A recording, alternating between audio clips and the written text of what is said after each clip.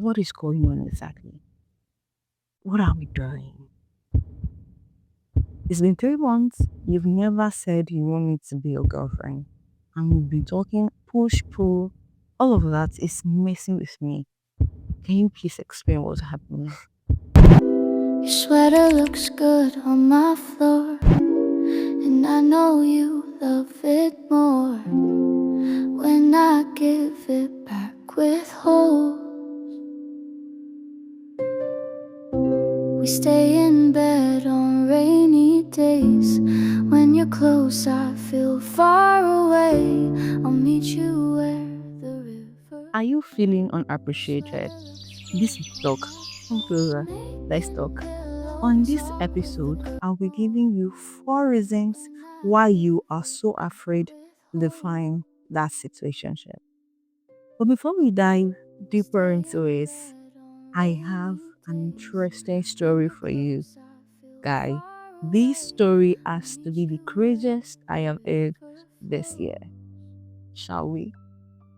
So, there was this brother in church, fine, gentle, holy looking, the type that everyone believed was spirit filled. Me, I thought I'd found the one. We were so close, I even carried his matter to the pastor's wife for special prayers. Because in my heart, I believed he was the man I'd marry. I wasn't the only one, okay? Two other sisters carried his picture along. Same name, same prayer request, same brother. That was how the pastor's wife, who already suspected what was going on, called the three of us together one day. She was ready for violence. And she told us straight the brother we were all praying for was the same person the three of us were dating. Confusion just scattered ground immediately. I couldn't believe it. I thought I was special. His real sweetheart. Maybe the others were the ones being played. But right there, I watched one of the sisters walk away from him completely. Me, I stayed. Okay? Yes, I stayed. Along with the other sister. Because somehow we both still believed he loved us. And instead of Holy Ghost baptism, carrying or sorry, and instead of Holy Ghost baptism, this brother was giving us baptism, carrying us far away from what we thought we stood for in church. We continued like that for more than a year until one day he jackpot to the UK. Just like that, left the two of us hanging, swept off our feet like fools who thought we were the choosing one. Guys, this is the whole word. Honestly, you know when you say you're being delusional, I think she was being delusional because I wouldn't blame her. Hear me out.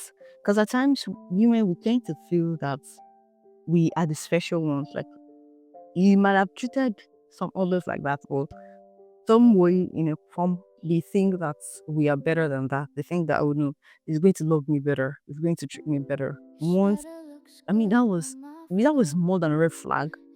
This is like everything you need to know. If he loved you in the first place, it would have been with two other women in the same church. Come on, girl. That's was supposed to be the the the the the last that was supposed to be what you would say, no, I can't take this anymore. Because that's obviously that's apart from this breaking your trust, that's premium embarrassment.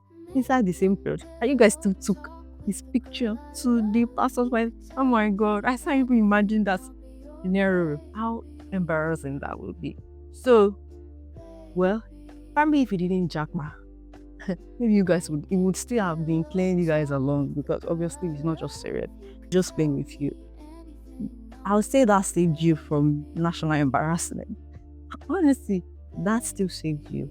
You left, then you have to now pick up your own business and you have to do what you have to do. Since you did not want to do that from the start, you do not have any other choice. So, uh, so to this topic, situationships, are often a form of emotional laziness.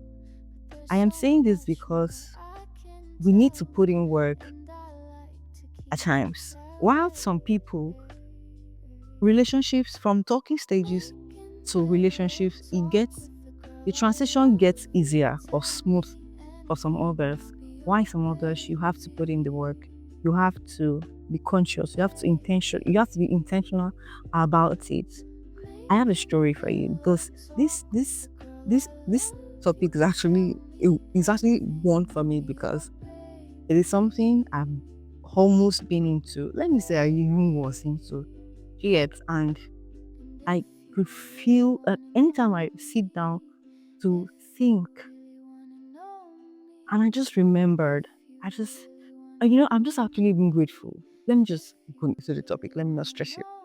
So there was this guy. Um, we met. He said he liked me, and I liked him. So we liked each other. And the months passed, 2 months, 3 months.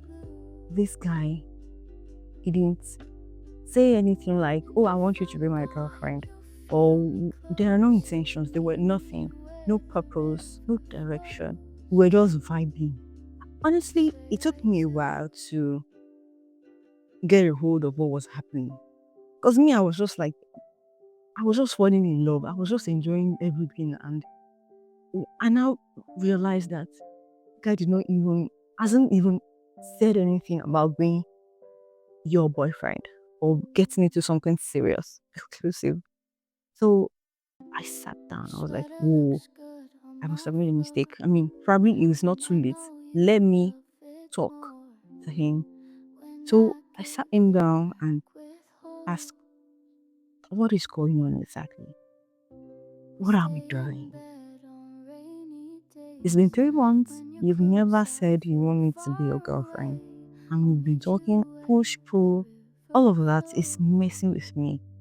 Can you please explain what's happening? Guy looked me in the eye, looked me eyeball to eyeball, and told me he was not ready for a relationship. At that point, I was stunned. I It felt like I wasn't hearing what he was saying. How do you explain that you have been leading me on for 3 months, all for what? I blamed myself at time. I mean, then I blamed myself. Well, I mean, now I know better. Then I blamed myself for asking the right question at the wrong time. I should have asked 2 weeks into talking, 3 weeks into talking. So I said this, I put this to you. If you're engaging a guy, a week, 2, 3 weeks, he is not making his intentions clear. You need to sit him down and talk to him. You guys need to have a conversation. What is going on? What's happening? See, it is not even because you're desperate. You're not doing too much. Do not be scared to be labeled difficult. It's just better to ask that question at that time than wait for when you don't even know, because conversation might not even happen. Because this guy to me felt he was already in his mind having a fling, like a situationship with me. But I just thought Marvin is just taking his time. So do not be afraid to ask a question. Make sure you are clear on where you're going to, so that no one is wasting your time. So that if he said, "Oh, let's be in a situationship," or "I don't want anything deep, I don't want no exclusivity," then you decide if it's something you want to do or you don't want to do, and not that one guy is taking advantage of that and wasting your time. Back to my story. I That's in that. In fact, I knew then and there that I was not going to be in a situationship, even though I was already even in love. Something with me is I take longer time to fall in love, but once I am in love, I love so deeply. So that time I was already in love, and but then I knew that that was not the best for me. I knew that I deserved better. If I would putting myself or commit myself into such, I'm going to be the one hurting the most at the end of the day. I would have to prove my love to end during those times. Guys, let me even tell you, sir. You know that even those times, I was just, I was just so numb to other guys. I didn't want to talk to other guys. I just felt like I've seen the one. Because it made sense to me that you already like someone, you're already getting along. So why do I have to engage other guys? So it was just my focus. I was not able to engage other guys or talk to any other person. So imagine I'd have to do that for how many years? For how long do I know that it's going to be ready? It might not even get ready. Or if he wants to get ready, he will get ready with someone else. I I I moved on, and it was pretty much a difficult test. It felt like I was moving on from nothing. But in my heart, I was so hurt. At times I would want to chat to this guy. I would want to, because it's not easy. The phase of moving on is actually not easy. But once I want to, I'd remind myself, do you want to be in this situationship? Are you taking this offer? If not, don't bother. Let it go. It was a whole lot for me. That's when I say it was a whole lot. It was a whole lot. But I'm glad at the end of the day I left. I'd have proven myself times with a number. I would have just been open and waiting till he loves me. I wouldn't do that. I weighed my option. It hurts that you leave, but it's better. What you get, that pain you feel when you're leaving, is better compared to when you've wasted 2-3 years or a year. You've constantly proven yourself. So the person that doesn't even see you as anything, only for all that to go to waste, or just because you couldn't decide what's better or what's best for you. So that is going back to where I started from, saying situationships are often a form of emotional laziness. You need to do the work. I didn't do the work I was supposed to at the right time. By the time I was doing that work, it was already late. But I'm glad I did that. Imagine it kept on going for so long. You need to be able to communicate at the right time. And honestly, moving on from that, I have better direction in meeting people. And that's why at times you go through some certain period of time. When we go through it, we learn. We learn, unlearn. You just rebound yourself, pick up yourself together, and start up again. Now, while situationships are often a form of emotional laziness, I'm saying that you should put in the work, ask questions at the right time. The worst that can happen is, oh no, it might be difficult, but it is better. Now, if you're not asking the question and you're emotionally lazy, what are the consequences? What are the costs of emotional laziness? I'd be saying this first because I felt that first and emotional exhaustion. Sorry, emotional exhaustion.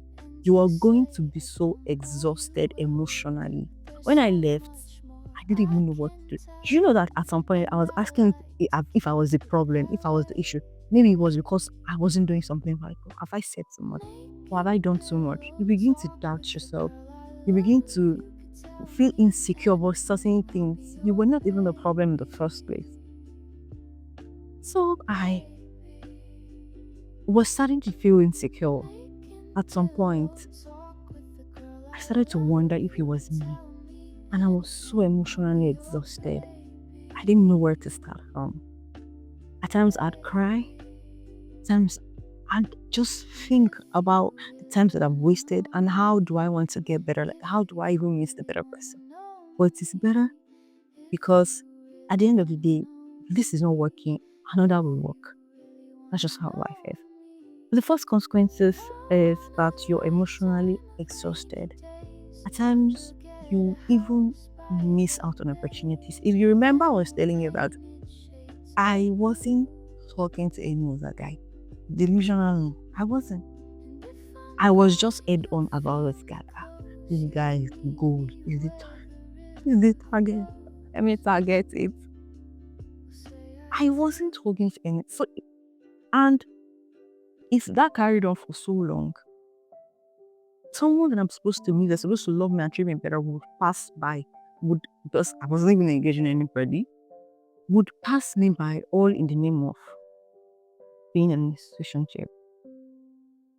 You miss out on potential partners. You miss out on potential relationships. People that you're supposed to be something genuine with, you will not be able to engage them. You will not be able to focus on the right things. Another consequence is that you might lose your self-worth and peace. Guys, I was saying something about push and pull. The guy was just doing push and pull. At times, if this guy says good morning with an emoji, I'm overthinking it. Isn't this guy is like, since this guy is serious, you it gives you breadcrumbs and you're happy over the littlest things. You get you're excited for the barest minimum. I'm telling you, this guy is going to text me. I'm going to be so excited just for ordinary text. Like, was you would start to lose your self worth. You will start to feel that every the littlest things are the biggest things when they are not really. I was doubting myself, thinking, oh, maybe I was doing this too much. Maybe you didn't like this part of me or something. I looked in the mirror. I remember that I would wake up, look in the mirror and tell myself that I am beautiful, I am smart, I am enough. And it is not my fault. You can't force a guy to love you. You can only try. I would not even want you to try so hard, because if he did, if he didn't day, he didn't really day. You can't overdo these things. There are times you meet someone for the first time and you are so connected with their spirit, you don't want to let them go. I say these things at times. I say at times you might think that you're not ready for a relationship, but once you see someone, it's just this readiness that comes with that person. Like, you just want, I don't want to let go of this person. I don't want to lose out on this person. If the person you're seeing or the person you're dealing with is not seeing you like that, if you say he's not ready, you might probably not going to be able to make him ready. Giving him your time, attention, while it might work for others, I know that there are times situationships has transited into relationships. But what are the odds if it does not work? If it does not work, the consequences will be far more than the end result. Because I felt I wasn't happy. I was so confused. I was anxious. I just did not feel this peace within.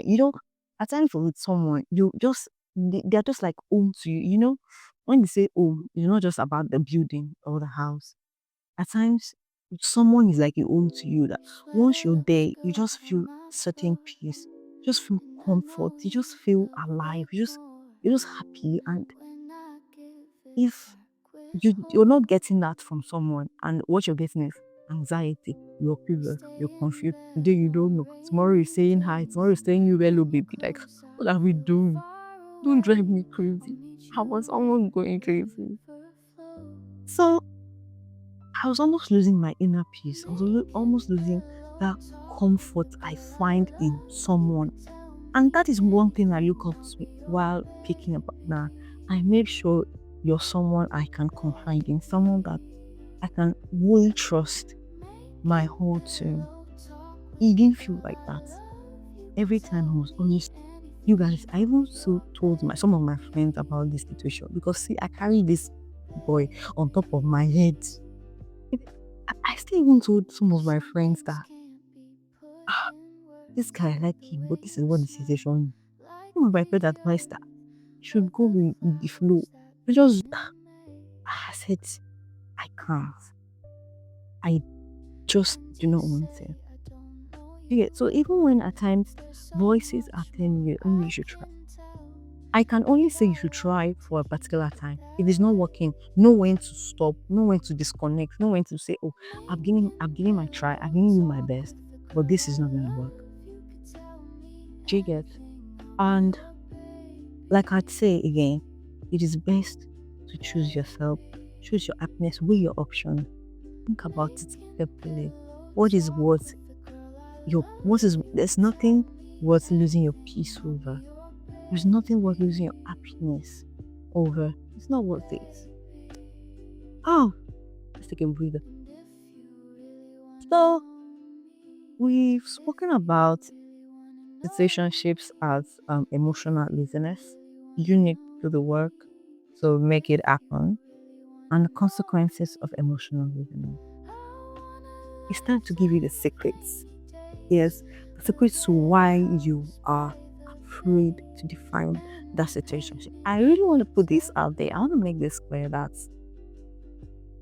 at times, this might come weird, but at times, some people do not know how to intentionally, like, just bond with people. There's something called avoidance attachment.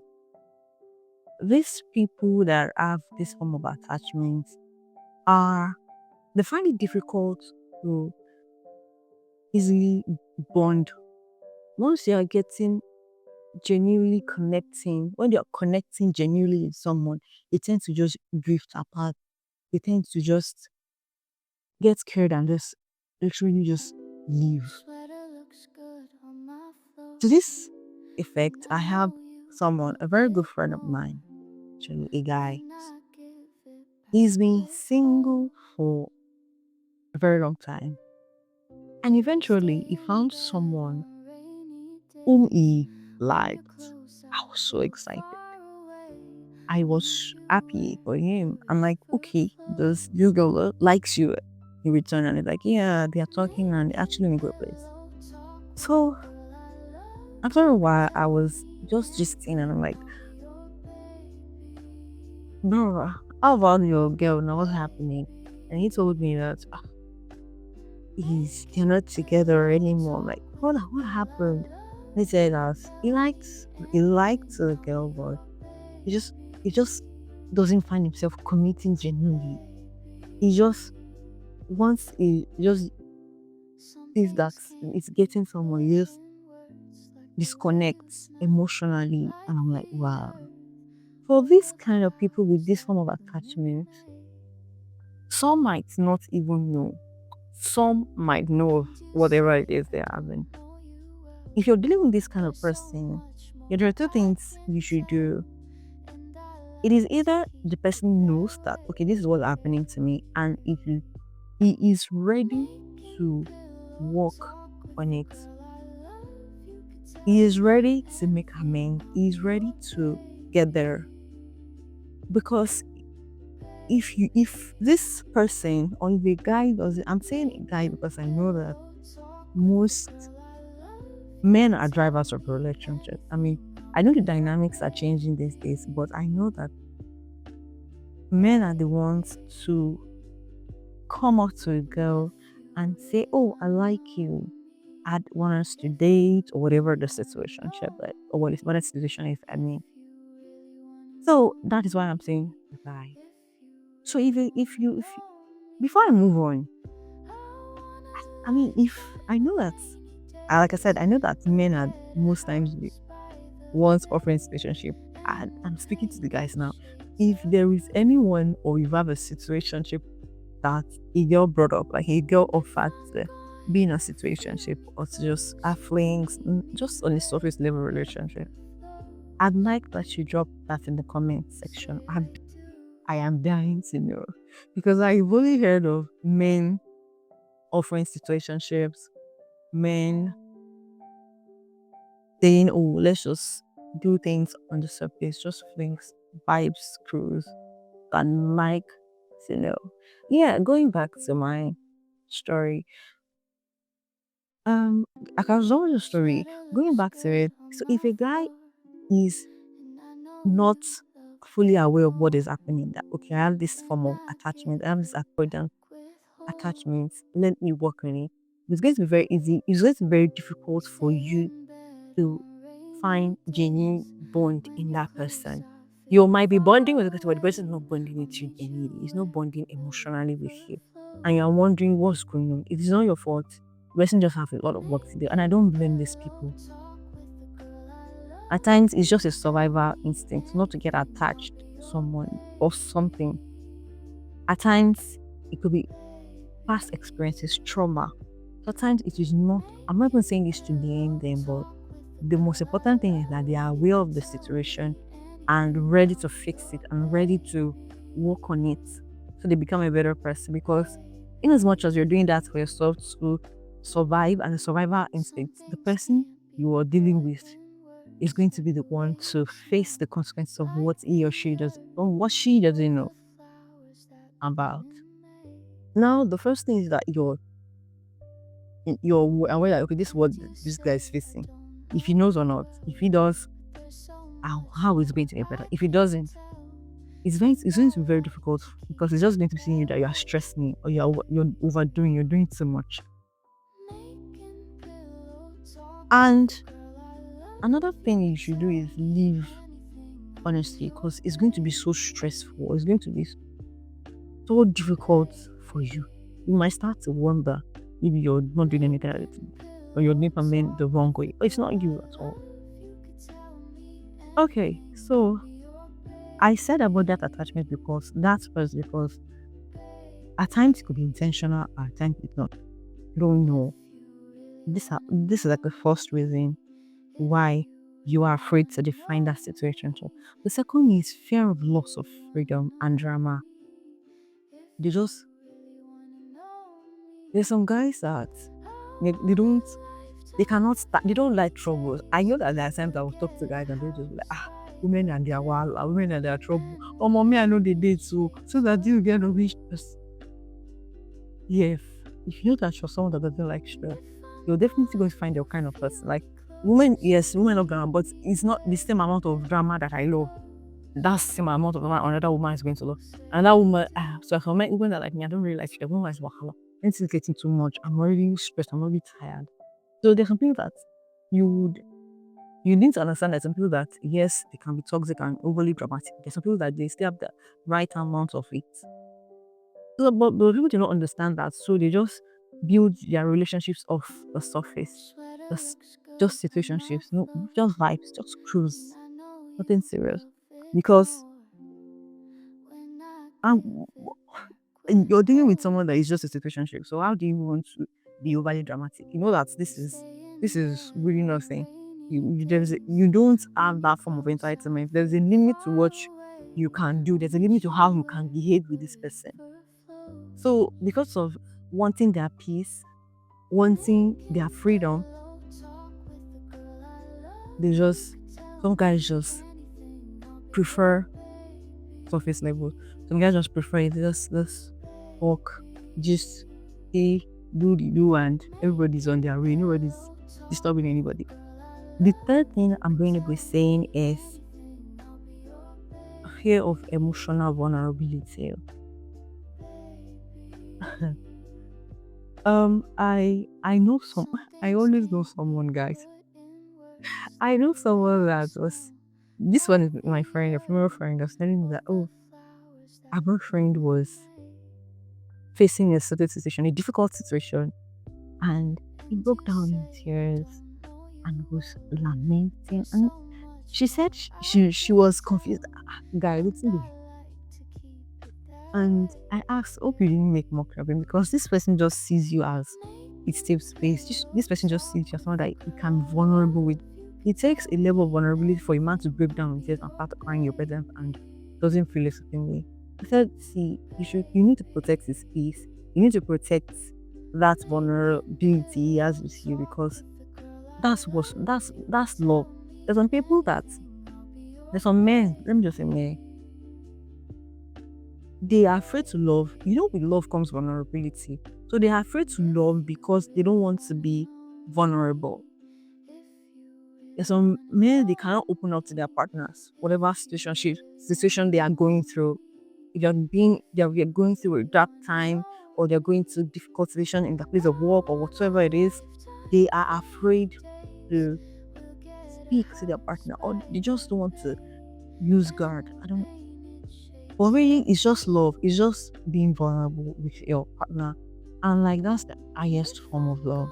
You're able to speak because everything will not always be good. Why would you just why are you looking for someone that's just going to be there for the good times? There should be someone at the bad times. This person that is there for you in the good times should also be there for you in the bad times. So it is okay to be vulnerable. It is okay to speak up. It is okay to find that person whom you can open up to. And it's best if you find this person in your partner. Because you guys are technically doing life together. Yeah, let's take a good idea.